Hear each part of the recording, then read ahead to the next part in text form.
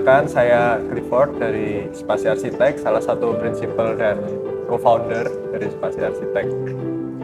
Saya Yoda, dari Spasi Arsitek juga, prinsipal juga. Jadi kita waktu itu start Spasi Arsiteknya memang barengan. Simply karena kita kuliah arsitek ya. Pertama kali kenapa akhirnya memutuskan untuk start berdua sih, kayak lebih apa ya, waktu itu kayak kita menyadari kalau dalam berarsitektur, dalam mendesain tuh kayak kita perlu berdiskusi juga. Akhirnya kayak kita memutuskan untuk kelihatannya memang lebih enak kalau ada partner gitu. Terus setelah kita awalnya ikut orang, terus kan akhirnya kan kita join itu setelah ada pengalaman kayak 4 tahun. 4 tahun ya. Iya. 2017 kan? Oh iya. Itu kita baru join itu ya karena awalnya itu kita nyoba ambil proyek bareng. Waktu itu belum menamai ada nama dulu. lah. Cuman kok ya cocok. Terus setelah ada proyek-proyek berikutnya kita rasa ini kalau kita tekuni di sini bareng kayaknya bisa deh berkembang terus. Jadi akhirnya dia resign duluan dari kantor sebelumnya, terus saya nyusul. Baru dari situ kita semakin fokus untuk ngembangin Spasi ini.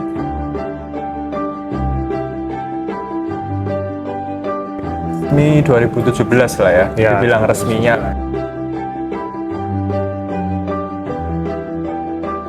Kalau secara filosofi sih kita sebenarnya kalau dibilang filosofi secara apa ya, visual gitu mungkin sebenarnya nggak ada ya. Misalnya kayak kita pun kenapa kasih nama firm kita Spasi itu kan karena kita istilahnya simply, kan tadi kita udah bilang kalau approach desainnya beda gitu. Jadi akhirnya kayak mungkin produk yang dihasilin sama yang aku hasilin juga secara visual akan beda gitu. Tapi kayak kita yang bisa hargai bersama itu adalah kan space. Makanya kayak kita kasih nama kita punya firm kan Spasi itu. Kita pingin ya supaya apa? mudah disebutkan sama orang Indonesia lah gitu, Spasi kayak gitu. Penamaan pemberian nama firm itu kira-kira kan seperti yang tadi udah disebutin itu. Lalu kayak setelah kita jalan lebih lanjut, kita coba istilahnya kita evaluasi diri juga ya, istilahnya evaluasi diri dalam dalam setiap karya dan dalam setiap proses kita bersama klien itu kayak dapet istilahnya itu kita kasih, sementara ini pun kita masih berkembang ya, kita firm menurut kami masih sangat muda menurut kami, jadi kayak pasti akan berkembang lagi. Tapi kayak di sini kayak kita dapat kayak keyword itu kayak empathetic, progresif gitu, jadi berempati tapi progresif. Kalau proyek yang notable istilahnya, proyek yang berkesan lah ya untuk kami, mungkin sebenarnya kita pasti punya jawaban sendiri sih. Soalnya karena bagi kami setiap proyek penting. Jadi kayak setiap proyek punya istilahnya ya, kayak punya poin-poin, istilahnya poin-poin tersendiri sih. Saya di Surabaya mungkin salah satu ya mungkin tempat ini, jadi The Mir Eat and Stay ini itu salah satu project yang menurut saya juga menurut saya penting juga. Sama TGC di Basuki Rahmat itu menurut saya juga satu project yang penting. Kenapa? Ya benar banyak kayak rumah-rumah tinggal juga saya ada yang suka, tapi mungkin kalau yang notable dua ini, yang The Mir ini karena project yang cukup menarik. Pertama kali ya kita dapat project kayak semi konservasi gini. Ini salah satu project pertama kita juga. Kok masalah budget ini benernya menarik, terutama karena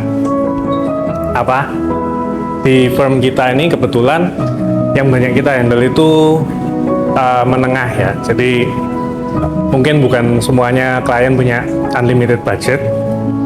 Ada yang datang dengan budget sekian, ada yang sudah kalian desain dulu, nanti kita yang kita lihatlah gitu. Tapi ketika budgetnya terbatas, itu yang pasti kita lakukan adalah mereview dari luasan yang sesuai kebutuhannya. Jadi misalkan budgetnya terbatas tapi maunya banyak, kayak butuh ruang ini, kita atur supaya ada ruang yang multifungsi, jadi kayak lebih compact, sehingga kalau kita hitung itu biasanya kan bangunan gampangnya per meter persegi ya.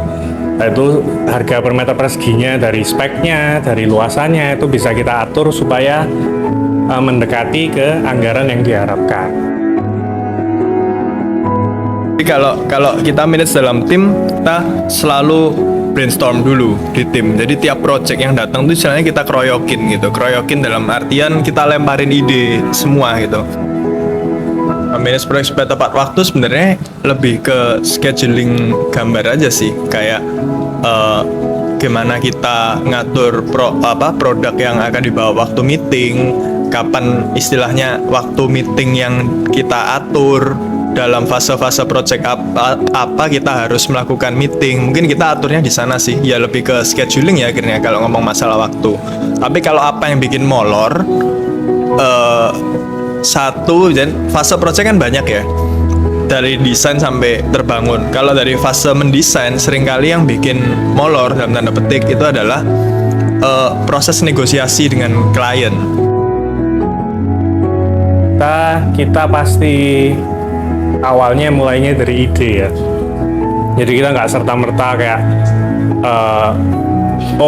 kita biasanya pakai besi gitu ya misalkan. Ya nggak selalu gitu. Kita mulai dari ide dulu. Terus kebutuhannya ide itu untuk bisa berekspresi itu kira-kira yang paling pas pakai material apa?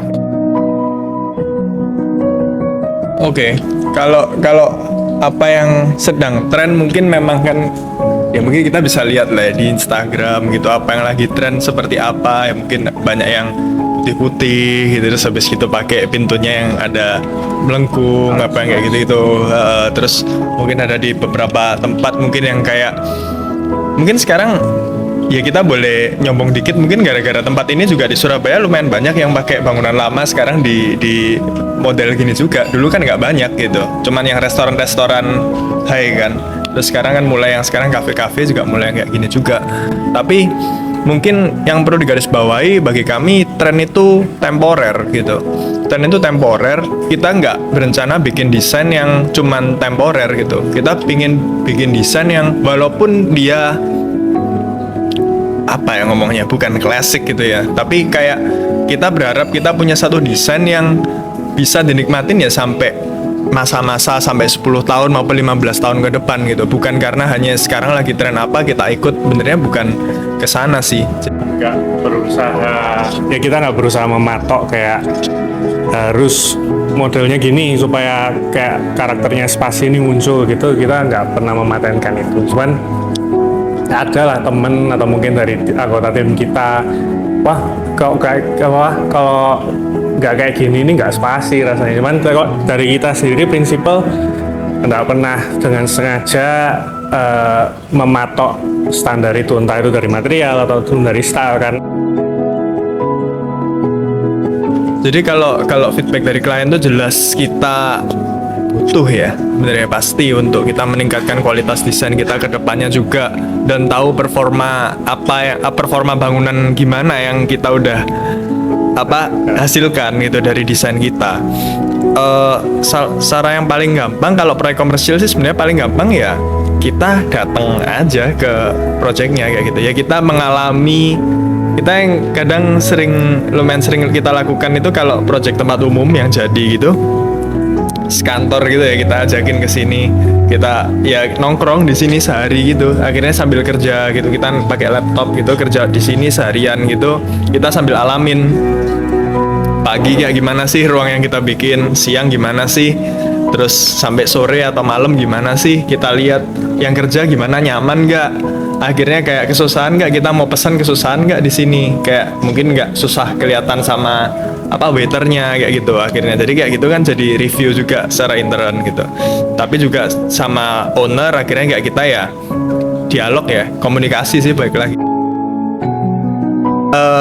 Kalau ini mungkin pribadi, masing-masing pribadi kelihatannya jawabannya pasti beda sih, tapi kalau dari aku, dunia arsitektur itu bukan tempat untuk mencari uang yang pasti. Kalau bagi saya pribadi, bukan artinya nggak bisa dapat uang juga bukan, tapi maksudnya ini dunia profesi, kita melayanin gitu. Jadi prinsipnya tuh di sana dulu, jadi dasarnya di sana dulu. Mau nggak jadi arsitek? Itu mungkin kayak pertanyaan pertama yang harus dijawab kayak gitu. Jadi bukan jadi arsitek ini masa depannya seperti apa, sudah pertanyaan bukan itu. Simply mau nggak jadi arsitek, sama kayak mau nggak jadi dokter, mau nggak jadi apa, nanti masa depannya apa. Ya saya percaya sih kalau dunia profesi itu, selama profesi itu dibutuhkan ya pasti ada jalannya kayak gitu. Mungkin kalau dari saya sendiri masukannya untuk yang mau berkarir di bidang arsitek ya, bukalah wawasan itu, jangan mengotakkan diri dengan apa yang kita tahu, dan kayak ego atau idealismenya jangan terlalu kencang lah. Ya awal-awal nggak apa-apa, maksudnya kita pinginnya apa gitu, tapi sepanjang perjalanan kita harus kayak melihat apa sih sebenarnya jalan yang dibukakan untuk kita gitu kan.